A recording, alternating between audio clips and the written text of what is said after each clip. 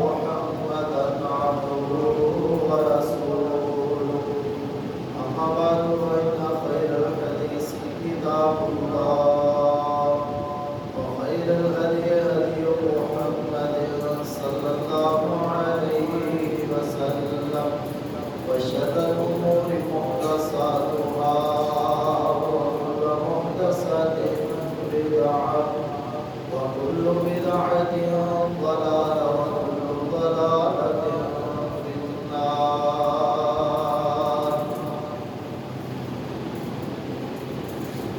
بسم الله الرحمن الرحيم. يا أيها الناس اتقوا ربكم الذي خلقكم من نفس واحدة وخلق منها زوجها وبث منهما رجالا كثيرا ونساء واتقوا الله الذي تساءلون به والأرحام إن الله كان عليكم رقيبا. يا أيها الذين آمنوا اتقوا الله حق تقاته ولا تموتن إلا وأنتم مسلمون. قال الله تبارك وتعالى في كلام مجيد. أعوذ بالله السميع العليم من الشيطان الرجيم. ولم ينقضوا عهد الله وعهد رسوله إلا سلط الله عليهم عدوا من غيرهم فأخذوا بعد ما في أيديهم أو كما قال النبي صلى الله عليه وسلم لا يزال قلب الكبير شابا فتنتين في حب الدنيا وطول الأمل. رب اشرح لي صدري ويسر لي أمري واحلل عقدة من لساني يفقهوا قولي. رب زدني علما رب زدني علما رب زدني علما.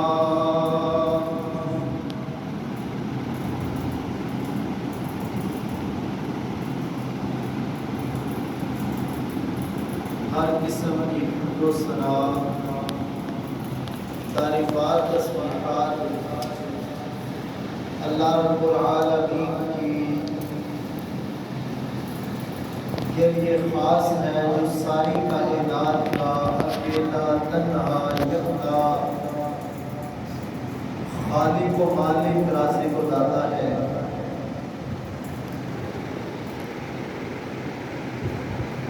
بے حد و حساب لا تعداد درود و سلام آمنہ کے لال عبداللہ کے تخت جگر فاطمہ کے بابا جان جناب محمد مصطفیٰ صلی اللہ علیہ وسلم کے لیے ہے۔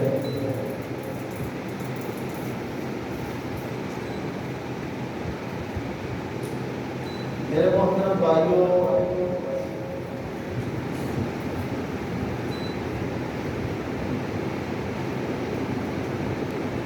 سیاسی یا مذہبی جو اس وقت موجودہ حالات ہے اور عوام الناس افراط و تفریق کا شکار ہے، یقیناً یہ موجودہ حالات ایک شخص کے لیے زہر قاتل کی طرح ثابت ہو رہے ہیں۔ دیکھیں، اختلافات ہونا یہ کوئی بری بات نہیں ہے، لیکن اختلافات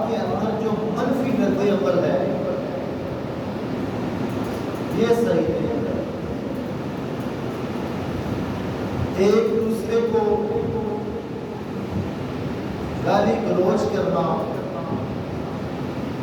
الزام تراشی کرنا، برا بھلا کہنا، ایک دوسروں کی عزتوں سے کھیلنا، یہ ہمیں اسلام تربیت نہیں کرتا۔ اسلام کی تعلیمات یہ نہیں۔ آج ہمارا پورا ملک، خواہ وہ سیاسی جماعتیں ہوں یا مذہبی ہوں، سارے کے سارے شخصیت پرستی، خلق، محبت اور تقلید کے اندر اندھے ہو چکے ہیں۔ ہر شخص یہ کہتا ہے کہ جس کو میں لیڈر مانتا ہوں یا جس جماعت کے ساتھ میں وابستہ ہوں وہی صحیح ہے، اس کے علاوہ باقی سب غلط ہے۔ چاہے وہ سیاسی جماعتیں ہوں یا مذہبی ہوں۔ پہلے تو لوگ کہتے تھے کہ مذہب کے اندر ہم مانے تو کس کی بات مانے، الجھنیں اتنی ہے، گروہ اتنے ہیں، فرقے اتنے ہیں، لڑائیں اتنی ہیں کہ ہمیں سمجھ نہیں آتی۔ اب وہی بات سیاست کے اندر بھی ہے۔ آخر اس کا حل کیا ہے؟ اس کی وجوہات کیا ہے؟ حالات کے پیش نظر میں نے بہتر سمجھا کہ اس کے اوپر گفتگو کی جائے۔ میرے محترم بھائیوں، یہ جو آج کا مختصر سا خطبہ ہے نا، اگر آپ پوری توجہ کے ساتھ سن لیں اور ان باتوں کو نوٹ کر لیں، یاد کر لیں، یقین کریں ساری زندگی انشاءاللہ یہ فائدہ دے گا۔ کبھی آپ حالات سے تنگ نہیں آئیں، کبھی آپ کے اوپر یہ دنیا کی جو آسائشیں ہیں یہ ہیوی نہیں ہو۔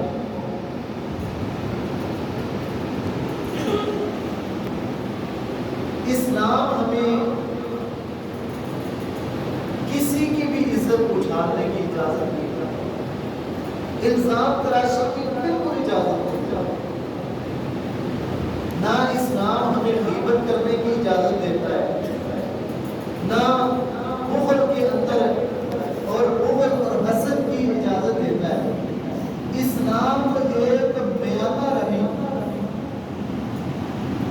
محبت و اخوت کے رشتے کو، امن و امان کو قائم رکھنے کی دعوت دیتا ہے۔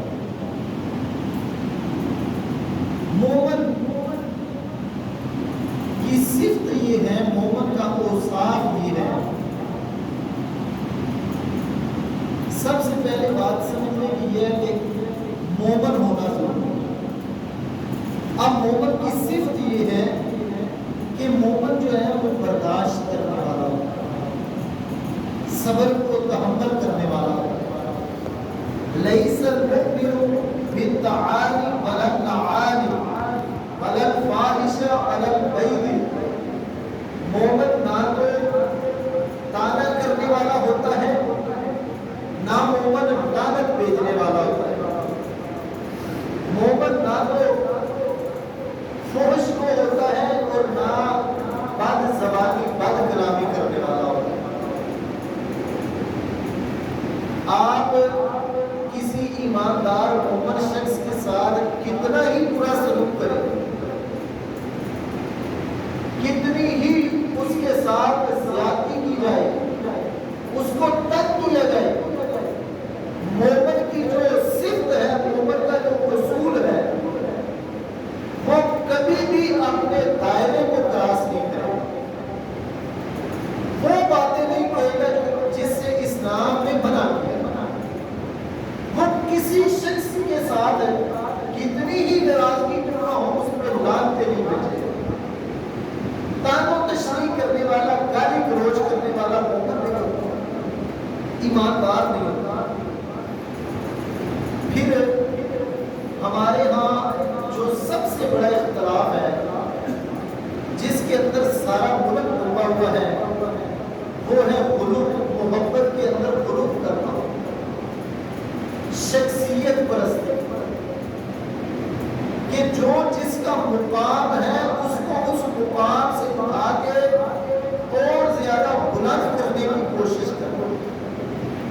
دیکھیں یہ جو غلو ہے،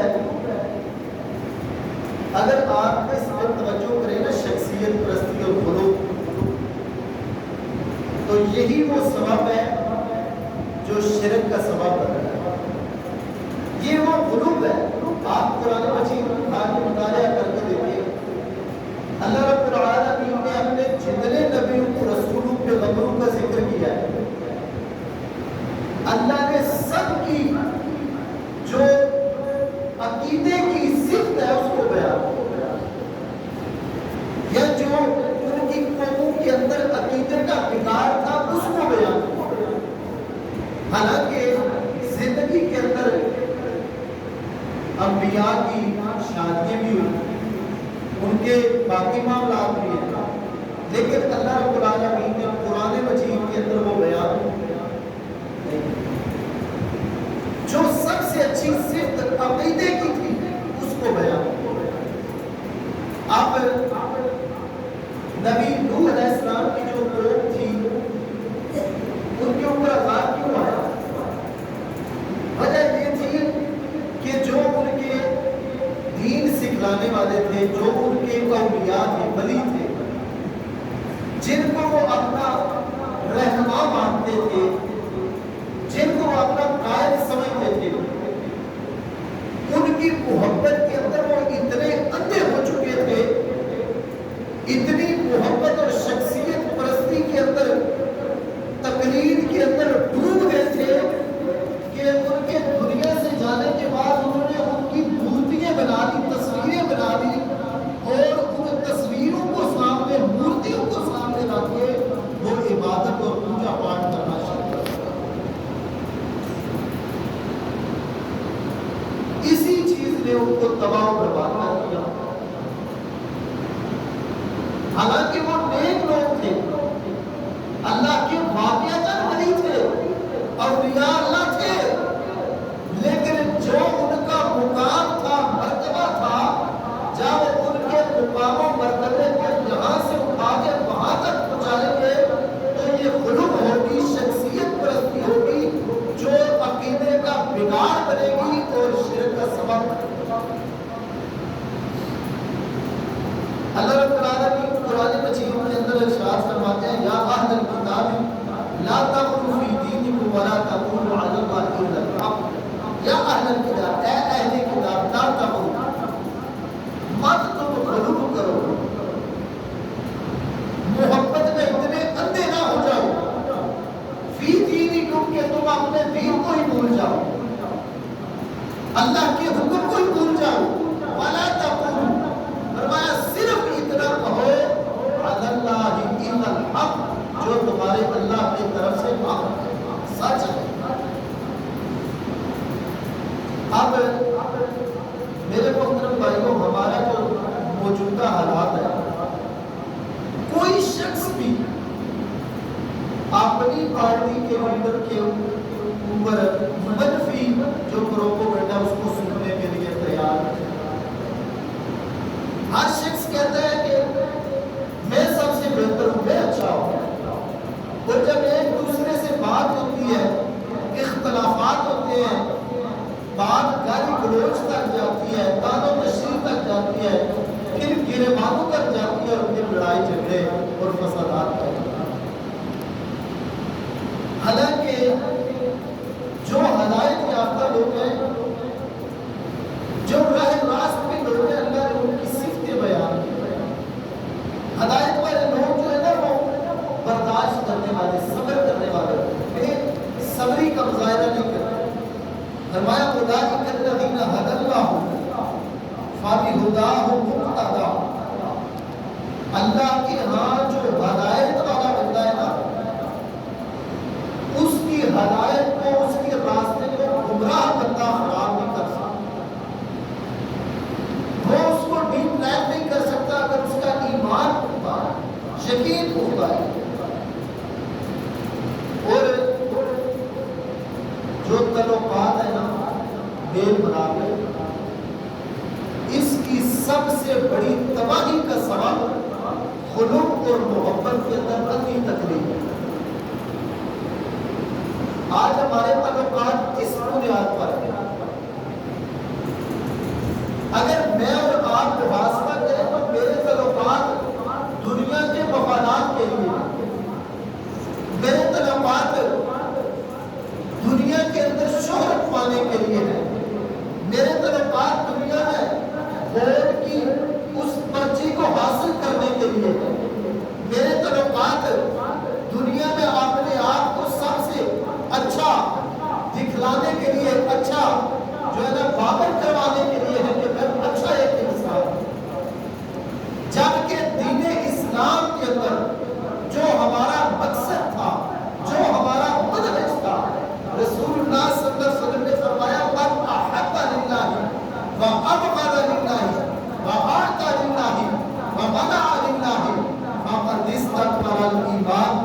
من احب للہ فرمایا جو مومن ہوتا ہے، ایماندار ہوتا ہے، جو حق پرست ہوتا ہے، راہ راست پہ لوگوں کو لے کر آنے والا ہوتا ہے، من احب للہ وہ اس سے محبت کرتا ہے جو اللہ کے دین سے محبت کرتا ہے، وابغض للہ اور اس کی ناراضگی، اس کا غصہ، اس کی تعلقات ختم کرنے کی وجہ جو اللہ سے بغاوت کرے، نافرمانی کرے، بغض کرے، دین سے ہٹ جائے، وابغض للہ وہ اس سے اپنے تعلقات ختم کر دیتا ہے، وہ اس سے اپنے تعلقات کو توڑ لیتا ہے، واعطى للہ اور فرمایا جو اس کے پاس جو اللہ نے دیا ہے، اگر اس کے پاس اسعاد ہے تو بنا ہاتھ دلائے، بنا مانگے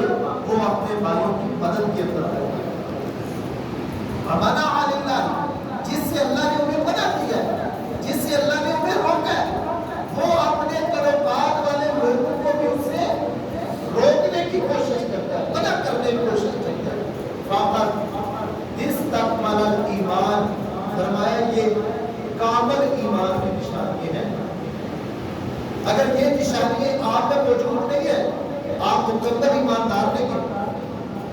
کامل ایماندار کی نشانی یہ ہے کہ اس کے تعلقات وہ جس سے محبت کرتا ہے اللہ کے لیے کرتا ہے، دنیا کے مفادات کے لیے نہیں، اللہ کے دین کے لیے محبت ہے۔ اگر حسد ہے، بغض ہے، کوئی تعلقات کے اندر لڑائی ہے تو اللہ کے دین کی خاطر۔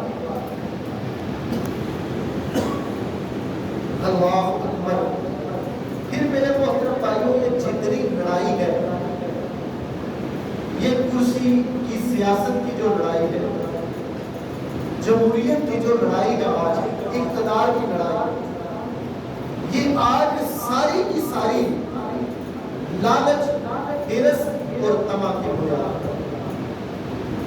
ہر جماعت کا لیڈر قائد یہ کہتا ہے کہ کرسی کا اقتدار مجھے مل جائے، میں حاکم بن جاؤں، میں حکمران بن جاؤں۔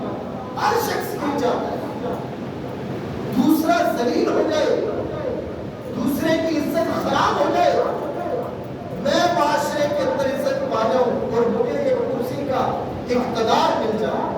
یہ جو لالچ اور طمع ہے، اسلام اس کی تربیت نہیں کرتا، اسلام اس کو نہیں مانتا۔ نبی کریم صلی اللہ علیہ وسلم کے دور میں جو عہدے کا، اقتدار کا خواہش مند ہو اسے اقتدار نہیں دیا جاتا۔ آپ صلی اللہ علیہ وسلم کے دور میں سمجھا جاتا تھا جو اقتدار مانگنے والا ہے، آپ کہتے تھے در حقیقت یہ اقتدار کے لائق ہی نہیں ہے، یہ اس عہدے کے لائق ہی نہیں ہے۔ اللہ اکبر۔ فرمایا اِنَّا أَنُوَلِّ هَذَا مَنْ سَأَلَهُ وَلَا مَنْ حَرَصَ عَلَيْهِ۔ آپ جو عہدے کو مانگنے والا ہے، جو اقتدار کی خواہش رکھنے والا ہے، وَلَا مَنْ حَرَصَ عَلَيْهِ آپ کہتے تھے اقتدار کے لائق نہیں، یہ حریص اور لالچی شخص ہے، ہوس کا پجاری ہے، لالچ کی بنیاد پہ اپنے آپ کو یہ بڑا کہلوانے کی کوشش کرتا ہے۔ ورنہ یہ جو اقتدار ہے یہ کچھ چھوٹی بڑی بات نہیں، ایسے نہیں ہے کہ آپ کو حاکم بنا دیا جائے اور آپ خوش ہو جائیں کہ میں دنیا کا حاکم بن گیا، میرے پاس اختیارات ہیں۔ رسول اللہ صلی اللہ علیہ وسلم کے دور میں جس صحابی کو اختیارات مل جاتے، جو کسی علاقے کا گورنر بنتا تھا، ایک صحابی کا واقعہ ہے، آپ صلی اللہ علیہ وسلم نے اس کو کسی علاقے کا گورنر بنایا، یہ تاریخ کے اندر واقعہ موجود ہے۔ ساری رات وہ بندہ، وہ صحابی رسول اللہ کے سامنے مصلی پہ کھڑا ہو کے روتا رہا، ساری رات وہ بستر پہ گیا ہی نہیں، روتا ہی رہا۔ جب صبح ہوئی، وحی کے ذریعے اللہ نے اپنے محبوب پیغمبر صلی اللہ علیہ وسلم کو بتلا دیا کہ آپ نے جسے گورنر بنایا تھا، حاکم بنایا تھا علاقے کا، اس نے تو رات کو یہ کام کیا ہے۔ نبی صلی اللہ علیہ وسلم نے بلا کے پوچھا بھائی کیوں کیا؟ کہنے لگا اللہ کے رسول، پہلے میری اپنی ذمہ داری تھی، میں نے اللہ کے ہاں اپنا جواب دینا تھا، تو میں اس سے خوف زدہ سا ڈرتا تھا کہ میرا کیا بنے گا۔ اب اتنا بڑا علاقہ ہے جس کا میں حاکم بن گیا ہوں، گورنر بن گیا ہوں، تو میں سوچتا ہوں کہ میں یہ ذمہ داری کیسے نبھاؤں گا، کیسے پوری کروں گا، کس کا اللہ کے ہاں میں جواب دوں گا کہ آپ کی حکمرانی میں، آپ کی اقتدار میں، آپ کے جو ہے گورنری کے اندر یہ کام ہوئے، آپ کہاں تھے، آپ کے پاس طاقت بھی تھی۔ اللہ اکبر۔ نبی کریم صلی اللہ علیہ وسلم کے حدیث ہے من ولی القضاء او جعل قاضیا بین الناس فقد ذبح بغیر سکین، فرمایا کہ جو شخص منصف ہوتا ہے نا، انصاف کرنے والا، جس کے پاس اقتدار ہو، حکمرانی ہو، فرمایا وہ یہ سمجھے جیسے اس کو ایک میٹھی چھری کے ساتھ ذبح کر دیا ہے۔ اس کے بعد مثلا جتنا اس کو ذبح کرنے کا یہ ذمہ داری ہے نا، یہ تکلیف ہوتی ہے، اس سے کئی گنا ذمہ داری اس کی زیادہ ہوتی ہے، بڑھ گئی ہے۔ کچھ یہ سمجھے جیسے ذبح ہونے والا جانور یا کوئی بھی شخص دین کے لیے اپنے آپ کو کھپا دیتا ہے، اس طرح فرمایا کہ اس کی ذمہ داری کے اندر اس سے کوئی بھی سوال ہو سکتا ہے، پوچھا جا سکتا ہے۔ حضرت عمر فاروق رضی اللہ تعالیٰ عنہ کے آج بھی دنیا کے اندر حکمرانی کے چرچے موجود ہیں۔ آج بھی کافر، یہ یورپ سارے کا سارا یہ کہتا ہے کہ ہم عمر کے قانون کو فالو کر رہے ہیں۔ وجہ کیا ہے؟ عمر رضی اللہ تعالیٰ کی کیا خصوصیت تھی؟ کہتے تھے کہ سمندر، دریا کے کنارے بھی اگر ایک پیاسا کتے کا کوئی بچہ مر جائے تو مجھے ڈر ہے کہ اللہ مجھ سے یہ بھی سوال کرے۔ یہ ہے حکمران کا کام۔ آج ہمارے حکمران کیا کرتے ہیں؟ ہم ایک دوسرے کو ذلیل کر کے سمجھتے ہیں کہ شاید ہم کرسی کا حق ادا کر لیں، شاید یہی ہماری سلطنت اور اقتدار کی نشانی ہے۔ اللہ پھر میرے محترم بھائیو، یہ جو سیاسی اور مذہبی لڑائی جھگڑے ہیں، پروپیگنڈا ہے، حالات کی کشیدگی ہے، آخر اس کا ریزن کیا ہے؟ وجہ کیا ہے؟ یہ حالات تبدیل کیوں نہیں ہوتے؟ اللہ اکبر۔ عبداللہ بن عمر رضی اللہ تعالیٰ عنہ کہتے ہیں رسول اللہ صلی اللہ علیہ وسلم نے فرمایا وَمَا لَمْ تَحْكُمْ أَئِمَّتُهُمْ بِكِتَابِ اللَّهِ وَيَتَخَيَّرُوا مِمَّا أَنزَلَ اللَّهُ إِلَّا جَعَلَ اللَّهُ بَأْسَهُمْ بَيْنَهُمْ۔ بات بڑی قابل غور ہے، سننے والی ہے۔ فرمایا وَمَا لَمْ تَحْكُمْ أَئِمَّتُهُمْ بِكِتَابِ اللَّهِ وَيَتَخَيَّرُوا، جب کوئی بھی شخص ہے جس کے پاس اقتدار ہے، طاقت ہے، فیصلے کر سکتا ہے، فرمایا بھی کتاب اللہ، جب وہ اللہ کی کتاب کے مطابق فیصلے نہ کرے، اللہ کے فیصلوں کے مطابق فیصلے نہیں کرتا، مما انزل اللہ، جو اللہ نے آسمانوں سے اتارے ہوئے فیصلے ہیں انہیں ٹھکرا کے اپنی عقل اپنی سمجھ سے فیصلے کرتا ہے، بَعْثَهُمْ بَيْنَهُمْ جَعَلَ اللَّهُ، اللہ سب سے پہلا جو اس کو وہ سزا کے اندر مبتلا کرتا ہے ان لوگوں کو، وہ یہ ہے کہ اللہ ان کی آپس کے اندر لڑائی پیدا کرتا ہے۔ سبب ان کا اپنے ہاتھوں کے اعمال ہے، یہ اللہ کی طرف سے نہیں۔ کیوں؟ ان کے اعمال ہی ایسے ہیں، اللہ کی کتاب کے مطابق فیصلے نہیں کرتے، جس کی وجہ سے آپس کے اندر لڑائی جھگڑے اور گالی گلوچ تک آ جاتا ہے۔ آج ہماری ساری کی ساری جمہوریت سیاست اسی کی بنیاد پہ ہے۔ کوئی بھی سیاست کا نام لے، ہم اسے ایک اپنے معاشرے میں گالی تصور کرتے ہیں، حالانکہ سیاست انبیاء کا شیوا تھا، یہ انبیاء کا منصب تھا، یہ علماء کا منصب ہے۔ سیاست یہ ایک بہت بڑا ہوتا ہے۔ اللہ اکبر۔ پھر یہ حالات کی دوسری اس کی وجہ، وَلَمْ يَدْخُلُوا عَهْدَ اللَّهِ وَعَهْدَ رَسُولِهِ إِلَّا سَلَّطَ اللَّهُ عَلَيْهِمْ عَدُوًّا مِّنْ غَيْرِهِمْ فَأَخَذُوا بَعْضَ مَا فِي أَيْدِيهِمْ۔ ذرا یہ باتیں اپنے ذہن میں رکھنا، نوٹ رکھنا۔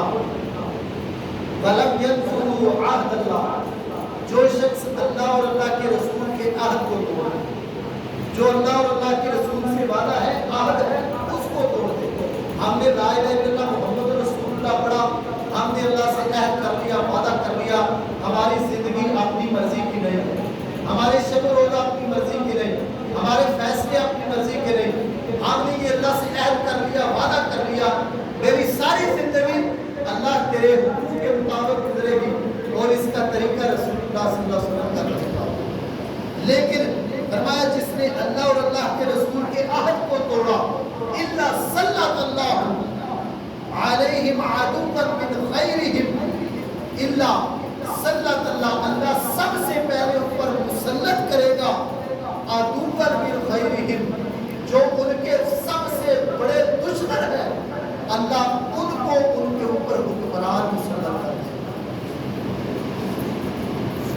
یہ ابن ماجہ کی حدیث ہے۔ فَأَخَذُوا بَعْضَ مَا فِي أَيْدِيهِمْ، فرمایا جو ان کے اپنے ہاتھوں کے اختیارات ہیں نا، جو اختیارات ان کے ہیں، ان کے ہاتھوں میں ہے، قبضے میں ہے، کر سکتے ہیں، فرمایا وہ اس کے بھی لائق نہیں رہیں گے، کیونکہ ان کے اوپر دشمن ان کا مسلط ہوتا ہے۔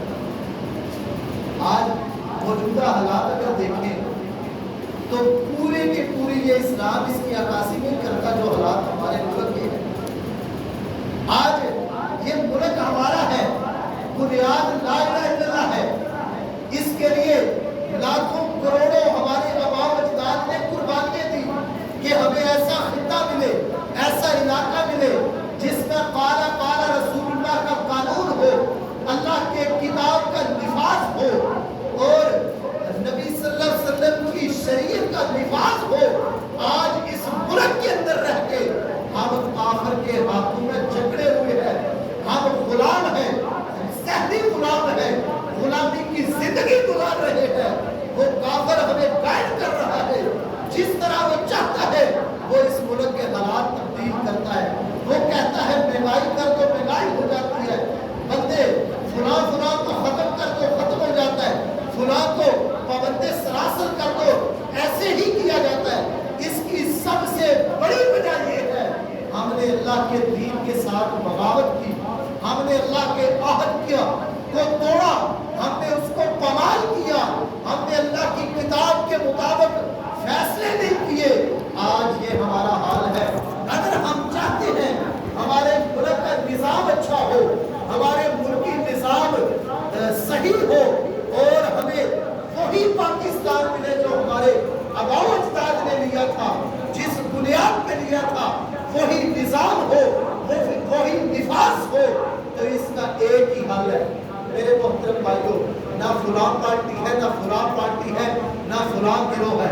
اس کا حال یہ ہے ان الحکم الا للہ، اس ملک کے اندر اللہ کے فیصلوں کو رائج کیا جائے، یہ کتاب اللہ کے نفاذ کو نافذ کیا جائے اور طریقہ رسول اللہ صلی اللہ علیہ وسلم کا ہونا ہے، تب جا کے ہمارے حالات سے. اللہ اکبر. یہ سیاست کی کرسی اور عہدہ یہ بڑی عجیب بات ہے، بڑی عجیب یہ چیز ہے. اللہ نبی کریم صلی اللہ علیہ وسلم نے فرمایا لا یزال قلب الکبیر شابا فتنتین. آج ہم کہتے ہیں یار ان کی اتنی اوپر ہو گئی ہے، یہ قبر کی دیوار کے قریب ہے، ٹانگیں ان کی قبر میں چلی گئی ہے، ہوس نہیں ختم ہوتی، دنیا کی لالچ ختم نہیں ہوتی. یہ اس کی بنیاد یہ ہے. فرمایا حب المال و طول العمل. فرمایا ابن آدم جب جب بڑا ہوتا ہے نا، جیسے جیسے اس کی عمر بڑی ہوتی ہے، دو خواہشیں اس کے دل میں جوان ہوتی جاتی ہیں. ایک حب دنیا، دنیا کی محبت، و طول العمل، اور دنیا کے مال کی محبت، کہ میرے پاس دنیا کا مال زیادہ ہو جائے اور مجھے اللہ عمر لمبی عطا کر. یہ دو چیزیں اس کے اندر جوان ہو جاتی ہیں. اللہ اکبر. پھر میرے محترم بھائیوں، یہ خواہش پرستی ایک ایسا مرض ہے، یہ فرقہ واریت ہے جو، اور خواہش پرستی، لڑائی جھگڑے، یہ بہت ہی بڑا مرض ہے. ایک مثال دینے لگا ہوں، صحیح ابو داؤد کے اندر حدیث یہ موجود ہے. آپ صلی اللہ علیہ وسلم نے فرمایا انہ سیخرج من امتی اقوام تجر بهم تلك الاهواء كما يتجارى القلب لصاحبه لا يبقي منه عرق ولا مفصل الا دخله. ایک کتا ہے نا، کتا جب اس کو بیماری لگتی ہے نا، ہم کہتے ہیں یہ ہلکا ہو گیا، اس کو بیماری لگتی ہے، اس کو ہم فوراً مارنے کی کوشش کرتے ہیں. کیوں مارنے کی؟ ہمارا ذہن یہ ہوتا ہے یہ جس کو کاٹے گا، جس کو لڑے گا، جس کو اس کے دانت لا کے جراثیم لگ جائیں گے اور بیماری ٹرانسفر ہو جائے گی، وہاں چلی جائے گی. یہ اقتدار، یہ سیاست، یہ لڑائی بھی ایک فرمایا ایسی ہی بیماری ہے. ایک شخص کو لگتی ہے نا، ہوا چلتی ہے، وہ دوسرے کو جب ٹکراتا ہے، جب آپس کے اندر بحث مباحثہ ہوتی ہے، وہ بیماری اس کے اندر ٹرانسفر ہو جاتی ہے. ایسے ہی چلتے چلتے فرمایا کہ ایک وقت آتا ہے سارا معاشرہ اکٹھا ہو جاتا ہے، سارا معاشرہ مریض ہو جاتا ہے، اس بیماری کے اندر مبتلا ہو جاتا ہے. آج یہ میرا ملک سارے کا سارا مریض بن چکا ہے، بیماری کے اندر ہے. آج سب کو بیماری لگی ہوئی ہے. ناراض نہ ہونا، ہو سکتا ہے الفاظ غلط ہو یہ، لیکن میرے محترم بھائیوں یہ بات غلط ہے، کیونکہ یہ بات میری نہیں، یہ بات کائنات کے امام محمد رسول اللہ صلی اللہ علیہ وسلم کی بات ہے. اللہ اکبر. سیاسی اور مذہبی گروہوں کی تباہی جو ہے نا، وہ تین چیزوں کی وجہ سے، تین چیزوں کی وجہ سے. نجات بھی تین چیزوں کی وجہ سے ہے، تباہی کا سبب بھی تین چیزیں ہیں. نمبر ایک، انتہائی بخل، بخیلی سے، بخل سے کام لینا. بندہ دوسرے کو حقیر سمجھتا ہے، اپنے آپ کو بڑا انسان سمجھتا ہے، اپنے آپ کو اچھا سمجھتا ہے، دوسرے کو برا سمجھتا ہے. دوسرا نمبر، خواہش پرستی. جو اندر خواہش جنم لیتی ہے نا، بندہ کہتا ہے میری خواہشات صحیح ہے، میرا دل صحیح کہتا ہے، میری سوچ صحیح کہتی ہے، دوسرے کی سوچ غلط ہے، دوسرے کی خواہش غلط ہے. یہ خواہش پرستی کے اندر وہ اتنا اندھا ہو جاتا ہے، اتنا اندھا ہوتا ہے. اللہ کی قسم ہم نے معاشرے میں دیکھا اس خواہش پرستی کے اندر لوگ اپنے رشتوں کی پہچان بھول جاتے ہیں. باپ بیٹے کی اور بیٹا باپ جیسے رشتے کی پہچان ختم ہو جاتی ہے اس سیاست کی وجہ سے، اس جمہوریت کی وجہ سے. وجہ کیا ہوتی ہے؟ اصل وجہ جمہوریت اور سیاست وہ نہیں ہوتی، اصل وجہ اس کی خواہشات ہوتی ہے، اس کے دل کی خواہش ہوتی ہے. خواہش پرستی کے اندر وہ اپنے باپ کو بدلنے کی کوشش کرتا ہے، اپنے بھائیوں کو بدلنے کی، فیملی کو بدلنے کی کوشش کرتا ہے، سالوں سال چلے آتے ہیں، ہم کہتے ہیں یہ ٹھیک ہے لیڈر برا ہوگا، ٹھیک ہے اس کے یہ کام ہے، صحیح ہے، ایسے ہی ہوگا، اس کی جماعت بھی صحیح ہے، میری مجبوری یہ ہے، میری برادری اس طرف ہے، میری مجبوری یہ ہے، برادری نہیں مانتی، خاندان کے پیچھے چلنا پڑتا ہے، معاشرے میں رہنا تو ہے، یہی خواہش پرستی ہے۔ تو تیسری بات خود پسندی، خود پسندی، اپنے آپ کو بہتر سمجھنا، خود پسند کرنا، میں جس جماعت کے اندر ہوں، میں جس تحریک کے اندر ہوں، یہی صحیح ہے، باقی سارے غلط ہیں، یہ ٹھیک ہے، یہ ہدایت یافتہ ہے، سارے گمراہ ہیں، بس جو یہ لیڈر میرا کہہ رہا ہے شاید یہ حدیث بن گئی ہے، یہ حرف آخر ہے، یہ جو کہہ رہا ہے یہی سچائی ہے، اس کے اندر اور کوئی حقیقت نہیں ہے، اس کو آنکھیں بند کر کے مان لینا، تقریر کر لینا، اس کی سب سے بڑی تباہی کی وجوہات یہ ہوئی۔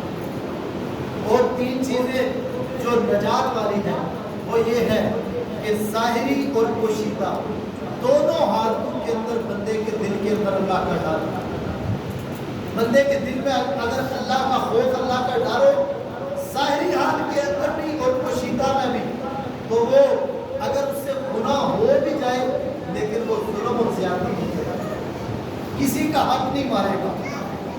دوسرا، امیری اور غریبی کے اندر میانہ رہے، آپ امیر ہو جائیں یا آپ غریب ہو، آپ کا جو نظام زندگی ہے اس کے چلنے کا جو نظام ہے وہ میانہ روی ہو، یہ نہیں آپ کے پاس پیسہ آئے آپ پکڑ کے اندر آ جائیں اور آپ اپنے آپ کو سب سے اچھا انسان سمجھے، گھمنڈ کے اندر آ جائیں، زمین کے اوپر اکڑ اکڑ کے چلے اور لوگوں کو طعن و تشنیع کرے، جیسے ہی غریب ہو عاجز اور مسکین بن جائے، لوگوں کے در در کی ٹھوکریں کھائے، ہاتھ پھیلاتے پھرے، چوریاں پھیلاتے پھرے، یہ نہیں ہونا چاہیے۔